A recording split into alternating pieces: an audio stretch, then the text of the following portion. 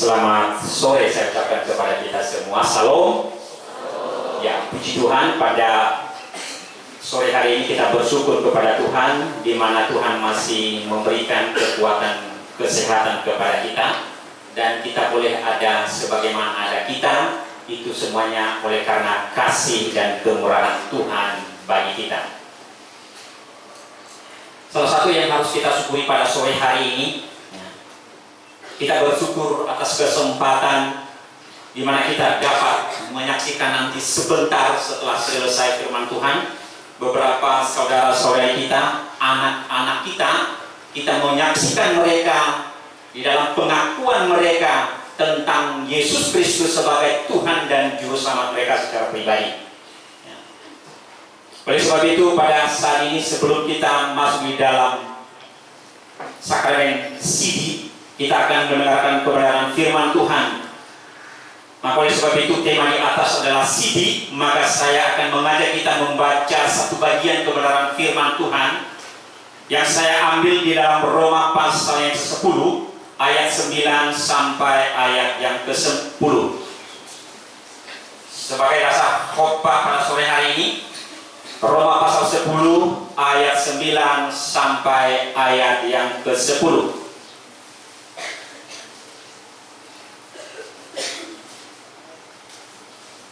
Demikian kebenaran firman Tuhan. Sebab jika kamu mengaku dengan mulutmu bahwa Yesus adalah Tuhan dan percaya dalam hatimu bahwa Allah telah membangkitkan Dia dari antara orang mati, maka kamu akan diselamatkan. Karena dengan hati orang percaya dan dibenarkan, dan dengan mulut orang mengaku dan diselamatkan. Demikian jauh pembacaan firman Tuhan. Yang berbahagia adalah kita yang mendengarkan, merenungkan, serta melakukan firman Tuhan itu hari lepas hari di dalam kehidupan kita. Ibu Bapak yang saya kasih di dalam nama Tuhan Yesus Kristus, tentu orientasi kita sebagai orang yang percaya kepada Tuhan adalah sebuah keselamatan kekal. Tidak ada satupun manusia di dunia ini kalau ditanya mau selamat atau tidak, tentu jawabannya saya mau selamat. Mau surga apa neraka? Tetap dia jawab surga. Tidak ada yang masuk neraka. Oleh sebab itu di dalam kekristenan mengajak kita ada satu jembatan yang harus kita lalui, yang harus kita lewati, yaitu harus percaya kepada Tuhan Yesus Kristus sebagai resep untuk kita masuk di dalam kehidupan yang kekal, yaitu percaya kepada Tuhan Yesus Kristus. Sehingga Rasul Paulus di sini mencatat di sini kepada jemaat yang ada di Roma. Dia menyampaikan ini, sebab jika kamu mengaku dengan mulutmu, artinya bukan hanya sekedar kata-kata, tetapi ini mengaku dengan mulut diikuti oleh hati, itu orang percaya. Tetapi kalau hanya sekedar mulut di sini, itu tidak baik. Makanya dikatakan di sini, sebab jika kamu mengaku dengan mulutmu bahwa Yesus adalah Tuhan dan percaya dalam hatimu. Bukankah banyak orang yang hanya dengan mulut mengaku Yesus adalah Tuhan, tetapi kurang percaya di dalam hati? Rasul Paulus menyampaikan ini kepada jemaat di Roma bukan hanya sekedar kata-kata, tetapi ketika mereka percaya kepada Tuhan Yesus Kristus, selain mengaku dengan mulut, harus juga diikuti dengan hati. Kita mengaku bahwa Allah telah membangkitkan Yesus itu dari kematian. Kita mengaku bahwa Dia adalah Juru Selamat kita. Ketika kita mengaku Yesus itu dibangkitkan dari kematian, Dia sudah naik ke surga, dan kita akan menunggu kedatangannya, dan kita percaya dengan sungguh-sungguh, kita setia sampai mati, maka barulah kita memperoleh yang namanya keselamatan.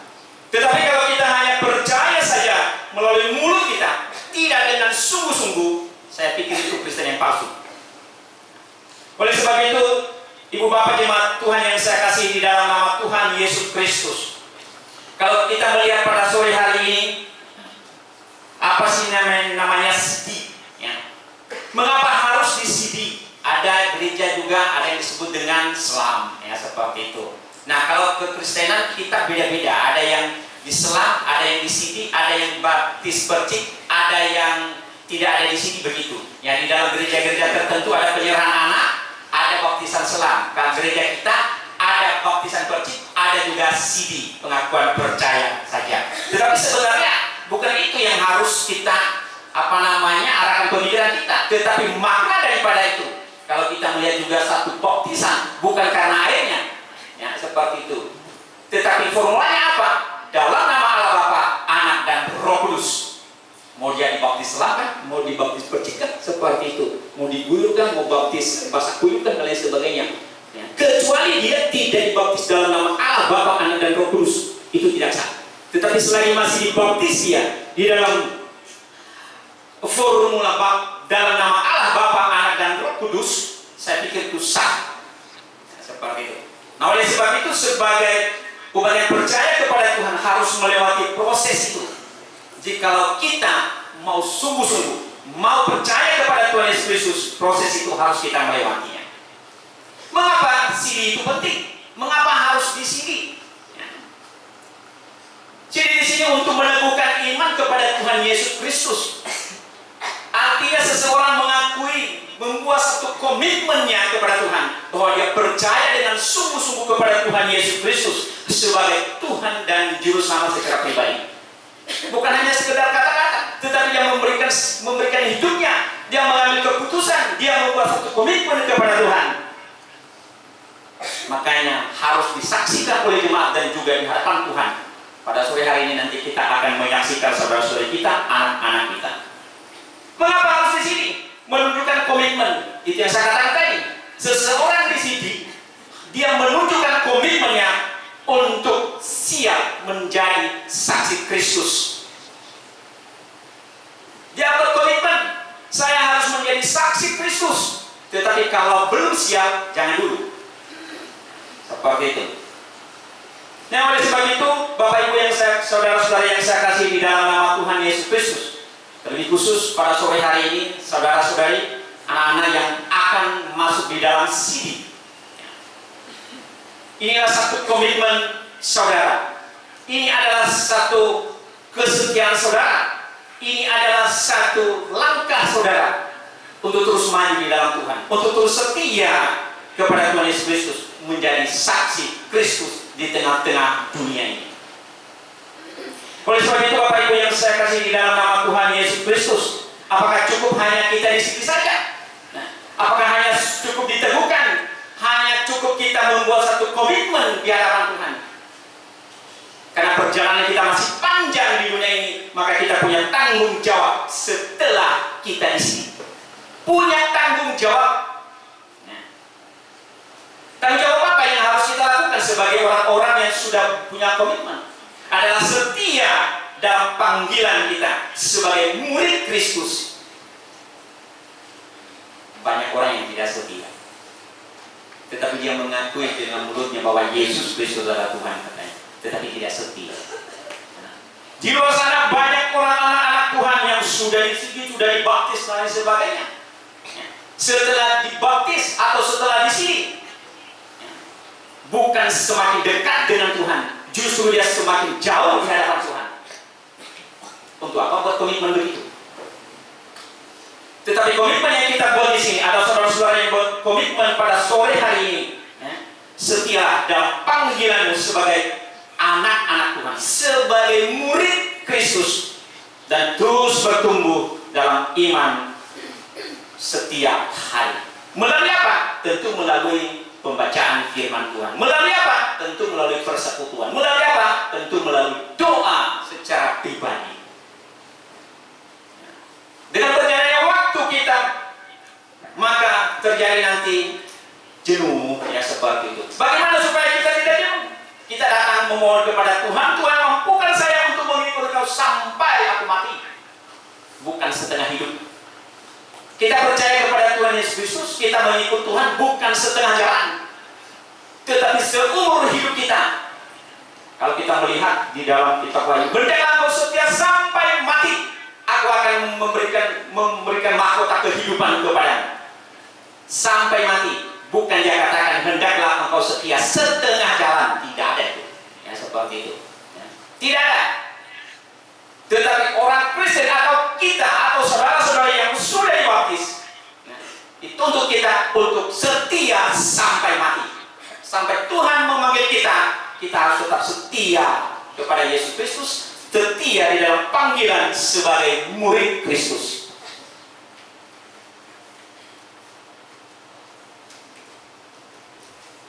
Saudara yang saya kasih di dalam nama Tuhan Yesus Kristus, yang akan di-CD pada sore hari ini. CD bukan akhir,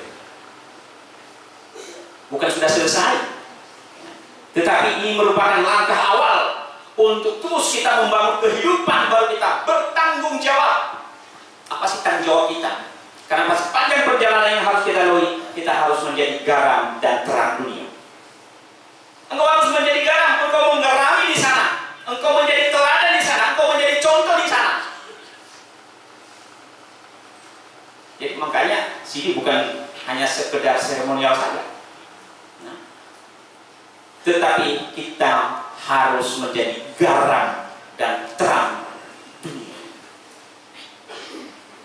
Nah, oleh sebab itu keputusan yang saudara-saudari buat pada sore hari ini satu keputusan yang sangat luar biasa sekali. Membuat satu komitmen di hadapan Tuhan.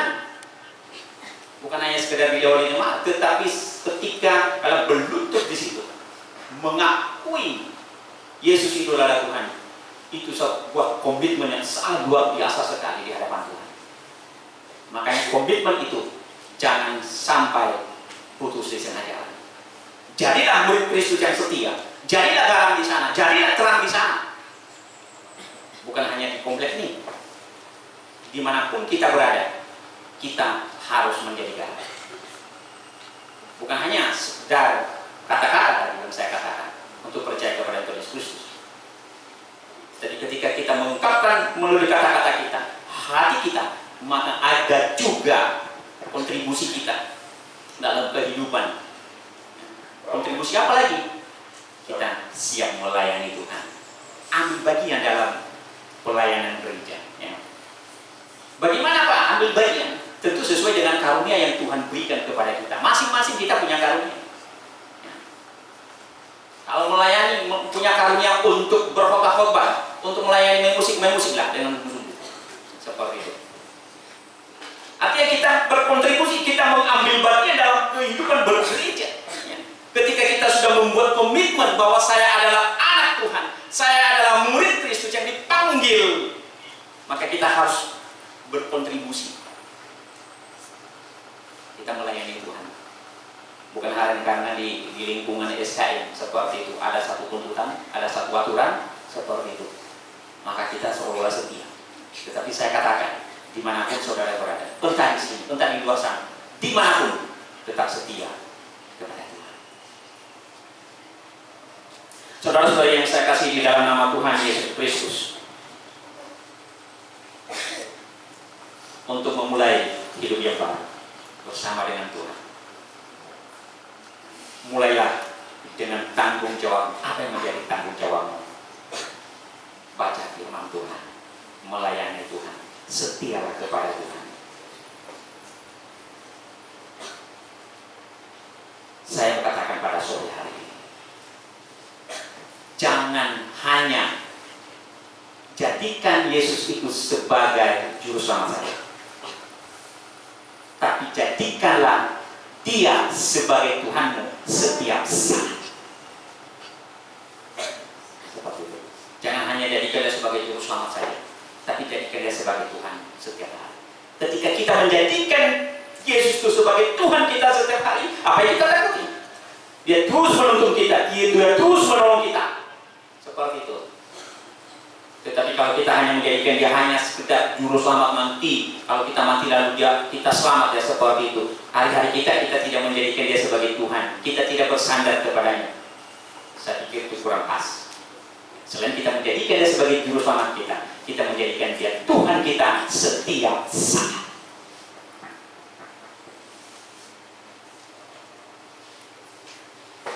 Bapak Ibu yang saya kasih di dalam nama Tuhan Yesus Kristus, ada sebuah catatan saya di sini. Banyak orang Kristen seperti bunga plastik. Ya, ada sebagian rumah ada bunga plastik. Kadang-kadang bingung kita, kirain itu asin, seperti itu. Kelihatannya segar bunga plastik itu, bagus dari luarnya, tapi kenyataannya mati. Tidak ada kehidupan dan pertumbuhan ternyata di bunga plastik itu.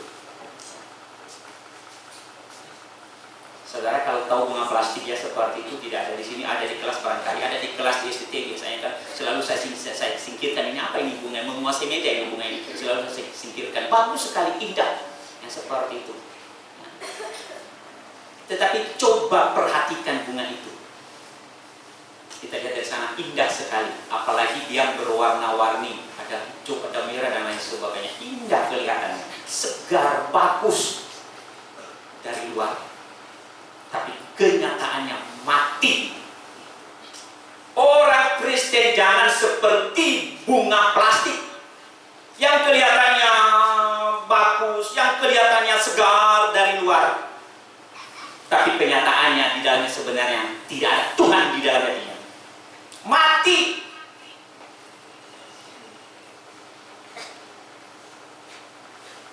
Makanya Yesus menerpa orang-orang Farisi dan orang-orang Saduki. Hai kau ular beludak, ya kira-kira begitu. Engkau seperti kuburan katanya kan. Tahu kuburannya?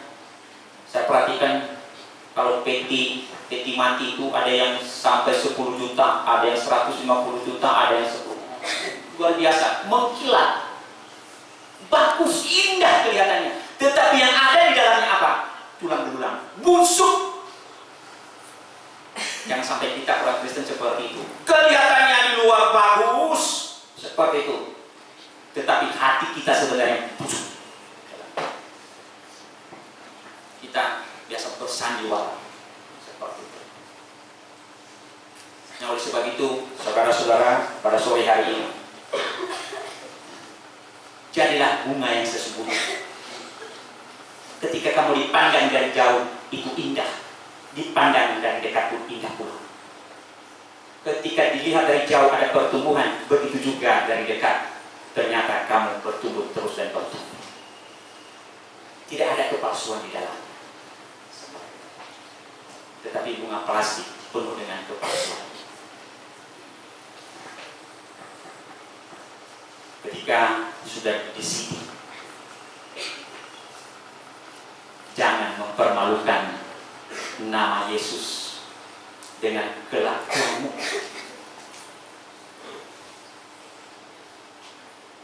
Jangan mempermalukan nama Tuhan Yesus Kristus dengan kelakuan kita yang tidak senonoh, yang tidak menghormati Tuhan lagi. Banyak orang di luar sana, Bapak Ibu, tidak mau percaya kepada Tuhan Yesus Kristus oleh karena kesaksian kita sebagai orang-orang Kristen yang mengaku Yesus Kristus adalah Tuhan, tetapi di dalamnya banyak kepalsuan. Itu coba saya bertanya, kesaksian dunia tidak bagus. Ngapain kamu percaya kepada Tuhan Yesus Kristus?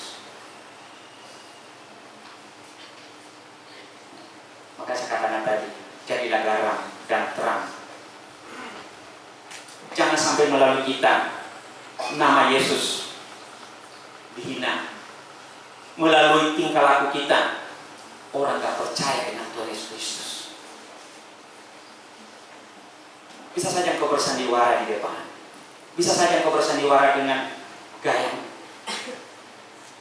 tetapi hatimu itu akan tercermin ketika engkau berkata-kata, bertingkah laku.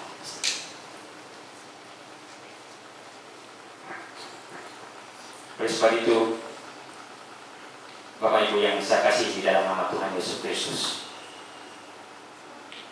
bagian yang terakhir, sini adalah keputusan untuk mempercayai Tuhan sepenuhnya. Sekali lagi saya katakan, sini adalah keputusan untuk mempercayai Tuhan sepenuhnya.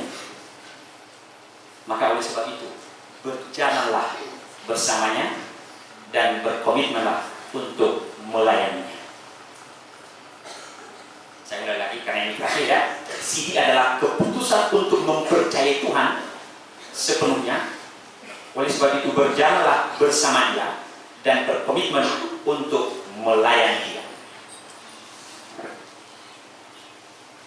Kiranya renungan firman Tuhan yang mengantar kita di dalam CD pada sore hari ini boleh menolong kita, boleh memberkati kita. Mari kita tundukkan kepala dan kita berdoa. Bapa kami yang di surga, Bapa